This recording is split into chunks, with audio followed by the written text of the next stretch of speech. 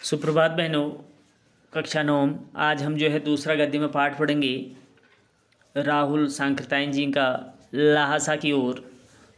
इससे पूर्व इनका जीवन परिचय पढ़ लेते हैं। राहुल सांकृत्यायन का जन्म सन 1993 में उनके ननिहाल गांव पंदाहा जिला आजमगढ़ उत्तर प्रदेश में हुआ। उनका पैतृक गांव कनेला था। उनका मूल नाम केदार पांडे था।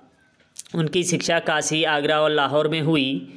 सन 1930 में उन्होंने श्रीलंका जाकर बौद्ध धर्म ग्रहण कर लिया। तब से उनका नाम राहुल सांकृत्यायन हो गया। राहुल जी पाली, प्राकृत, अपभ्रंश, तिब्बती, चीनी, जापानी, रूसी सहित अनेक भाषाओं के जानकार थे। उन्हें महापंडित कहा जाता था। सन 1963 में उनका देहांत हो गया। राहुल सांकृत्यायन ने उपन्यास, कहानी, आत्मकथा, यात्रावृत्त, जीवनी, आलोचना, शोध आदि अनेक विधाओं में साहित्य सृजन किया। इतना ही नहीं, उन्होंने अनेक ग्रंथों का हिंदी में अनुवाद भी किया। मेरी जीवन यात्रा, 6 भाग, दर्शन, दिग्दर्शन, 22वीं सदी, बोलगा से गंगा, भागो नई दुनिया को बदलो, दिमागी गुलामी, घुमक्कड़ शास्त्र उनकी प्रमुख कृतियां हैं। साहित्य के अलावा दर्शन, राजनीति, धर्म, साहित्य, विज्ञान आदि विभिन्न विषयों पर राहुल जी द्वारा रचित पुस्तकों की संख्या लगभग 150 है। राहुल जी ने बहुत सी लुप्तप्राय सामग्री का उद्धार कर अत्यंत महत्वपूर्ण कार्य किया है। यात्रा वृत्त लेखन में राहुल जी का स्थान अन्यतम है। उन्होंने घुमक्कड़ी का शास्त्र रचा। उनके उससे होने वाले लाभों का विस्तार से वर्णन करते हुए मंजिल के स्थान पर यात्रा को ही घुमक्कड़ का उद्देश्य बताया। घुमक्कड़ी से मनोरंजन, ज्ञानवर्धन व अज्ञात स्थलों की जानकारी के साथ साथ भाषा एवं संस्कृति का भी आदान प्रदान होता है। राहुल जी ने विभिन्न स्थानों के भौगोलिक वर्णन के अतिरिक्त वहाँ के जनजीवन की सुंदर झांकी प्रस्तुत की है।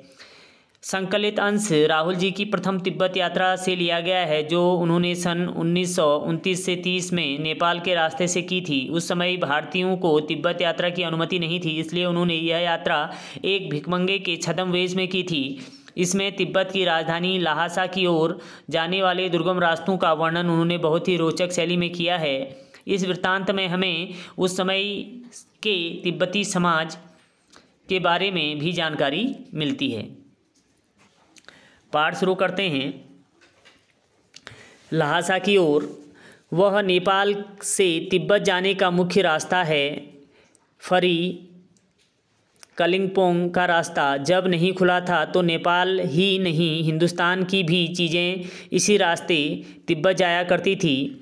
यह व्यापारिक ही नहीं, सैनिक रास्ता भी था। इसलिए जगह जगह फौजी चौकियां और किले बने हुए हैं, जिनमें कभी चीनी पलटन रहा करती थी। आजकल बहुत से फौजी मकान गिर चुके हैं। दुर्ग के किसी भाग में जहां किसानों ने अपना बसेरा बना लिया है, वहां घर कुछ आबाद दिखाई पड़ते हैं। ऐसा ही परित्यक्त एक चीनी किला था। हम वहाँ चाय पीने के लिए ठहरे। तिब्बत के यात्रियों के लिए बहुत सी तकलीफ़ें भी हैं और कुछ आराम की बातें भी। वहाँ जाति पाति छुआछूत का सवाल ही नहीं है, न औरतों में पर्दा ही करती हैं। बहुत निम्न श्रेणी के भिखमंगों को लोग चोरी के डर से घर के भीतर नहीं आने देते। नहीं तो आप बिल्कुल घर के भीतर चले जा सकते हैं, चाहे आप बिल्कुल अपरिचित हों। तब भी घर की बहू या सासू को अपनी झोली में से चाय दे सकते हैं। वह आपके लिए उसे पका देगी। मक्खन और सोडा नमक दे दीजिए। वह चाय चौड़ी में कूटकर उसे दूध वाली चाय के रंग में बना के मिट्टी के टोटीदार बर्तन में रख कर आपको दे देगी।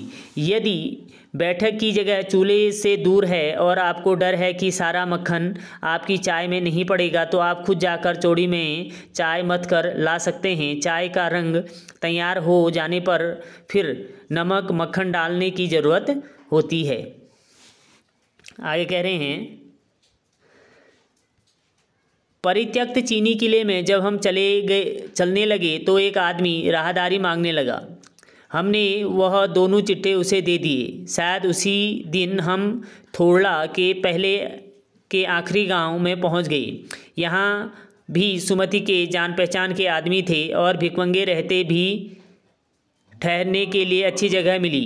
5 साल बाद हम इसी रास्ते से लौटे और भिखमंगे नहीं, एक भद्र यात्री के भेष में घोड़ों पर सवार होकर थे, किंतु उस वक्त किसी ने हमें रहने के लिए जगह नहीं दी और हम गांव के एक सबसे गरीब झोपड़े में ठहरे थे।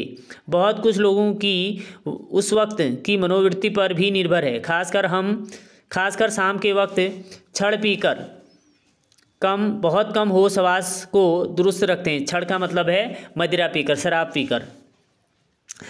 अब हमें सबसे निकट डांडा थोड़ा के पार करना था।